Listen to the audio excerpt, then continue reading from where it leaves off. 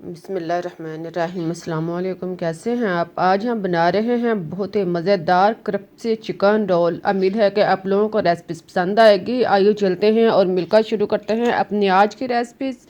इसके लिए आप 2 कप मैदा लें, इसको छानकर अच्छी तरह साफ कर लें और फिर आप इसमें आधा चम्मच नमक शामिल कर लें। साथ में आप 2 से 3 चम्मच ऑयल डाल लें और इनको अच्छी तरह मिक्स कर लें।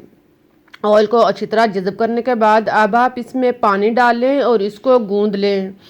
ज़रूरत के मुताबिक आप पानी लगाते जाएं और इसको अच्छी तरह गूंद लें। 3-4 मिनट तक इसे गूंदें, लेकिन इसे कदरे सख्त रखकर गूंदें। फिर आप इसे ढाँप कर रख दें या इसके ऊपर ऑयल लगा दें ताकि सिकरी ना आए। अब आप चूल्हे पर कोई बर्तन या कढ़ाई वगैरह रखें, इसमें आप 2 चम्मच ऑयल डाल लें। फिर आप इसमें अदरक, लहसुन और 2 हरी मिर्च डालकर इसको कूट लें। इसके बाद आप इसे ऑयल में डालकर ब्राउन करें।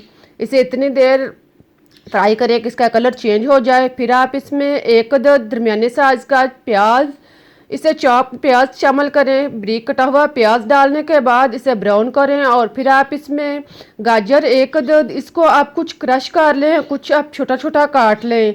गाजर को डालने के बाद अब आप इसमें शिमला मिर्च आधा कप शामिल करें। साथ में आप बंद गोभी 1 कप, इसको डालने के बाद इन सारी चीज़ों को मिक्स करें और इसे नरम होने दें। इसे आप अच्छी तरह मिक्स करें और सब्जियों को नरम कर लें। फिर आप इसमें चिकन उबला हुआ 1 कप शामिल करें। चिकन डालने के बाद आप इसको मिक्स करें। देखें सारी सब्जियां जो हैं आप इनको हाफ नॉर्मल नरम कर लें। अब आप इसमें 1 चम्मच मैदा शामिल करें। मैदा डालने के बाद आप इसको मिक्स करें, चम्मच लाएं और इसे अच्छी तरह सब्जियों में मिक्स कर लें। अब आप इसमें खुश्क मसाला जात, नमक टेस्ट के मुताबिक डाल लें। सुरख मिर्च भी आप टेस्ट के मुताबिक डाल सकते हैं या आप 1 चम्मच शामिल कर लें। आधा चम्मच काली मिर्च और आधा चम्मच जीरा पाउडर डालने के बाद अब आप 1 चम्मच हल्दी पाउडर डाल लें और फिर आप आधा कप चिकन यखनी इसमें शामिल करें और इनको मिक्स कर लें। इन सारे मसाला जात को आप खूब अच्छी तरह मिक्स करें ताकि सब्जियों के अंदर ये खूब अच्छी तरह जज़ब हो जाए। जब चिकन का पानी जो है वो खुश्क हो जाए, देखें बिल्कुल इस तरह, तो फिर आप इसमें सिरका 1 चम्मच शामिल करें। सिरका डालने के बाद अब आप इसमें सोया सॉस 1 चम्मच डाल लें। इसके बाद आप इसमें चिली सॉस 1 चम्मच शामिल करें। इन सब चीज़ों को डालने के बाद आप 1 चम्मच लेमन जूस भी शामिल कर सकते हैं। इनको डालने के बाद आप इसे मिक्स कर लें।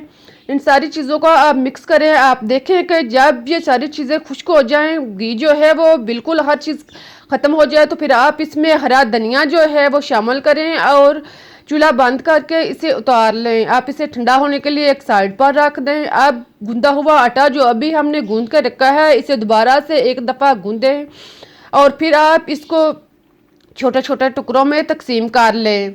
देखें आप इसके इतने से टुकड़े मुनासिब साइज़ के बना लें। टुकड़े ना ज़्यादा बड़े हों ना ज़्यादा छोटे हों। फिर आप इन टुकड़ों को आप पेड़ा बना लें। देखें इस तरह आप इसका गोल सा पेड़ा बना लें।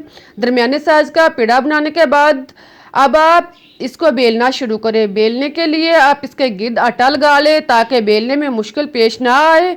अब आप इसको अच्छी तरह बेलें। देखें इस तरह आप इसकी छोटी सी मुनासिब साइज़ की रोटी तैयार कर लें। ख्याल रहे कि जितनी आप इसकी रोटी जो है पतली होगी, इतना ही रोल क्रिस्पी क्रंची और मज़े का तैयार होगा। अब आप मेज़ा जो हमने अभी सब्जियों का तैयार करके रखा हुआ है वो 2 चम्मच इसके ऊपर डालें। एक साइड पर मेज़ा रखें और सामने वाली तीनों साइड पर आप मैदा लगा लें। मैदे को आप 1 चम्मच मैदा लें, इसमें थोड़ा सा पानी डालकर आप इसे घोल लें और फिर आप सामने मैदा लगा लें। अब खुश्क हिस्सा पहले इसके ऊपर रखें और फिर आप एक साइड से इसे फोल्ड करें और दूसरी साइड से भी इसके ऊपर इसी तरह फोल्ड करें। अब आप खुश्क हिस्से को उठाकर इस फोल्ड करें और घुमाते जाएं। देखें इस तरह आप इसको घुमाकर इसका मुंह बंद कर दें। इस तरह आप इसको रोल की शक्ल में बना लें। इसको आप हाथों से थोड़ा सा रोल करें, घुमाएं ताकि ये अच्छी तरह इसके मुंह जो है वो बंद हो जाए। इसी तरह आप सारे रोल तैयार कर लें। रोल को तैयार करने के बाद अब आप ऑयल या घी अच्छी तरह गर्म करें और फिर आप इसमें रोल बर्तन के रिक्वायर के मुताबिक एक एक करके डालते जाएं।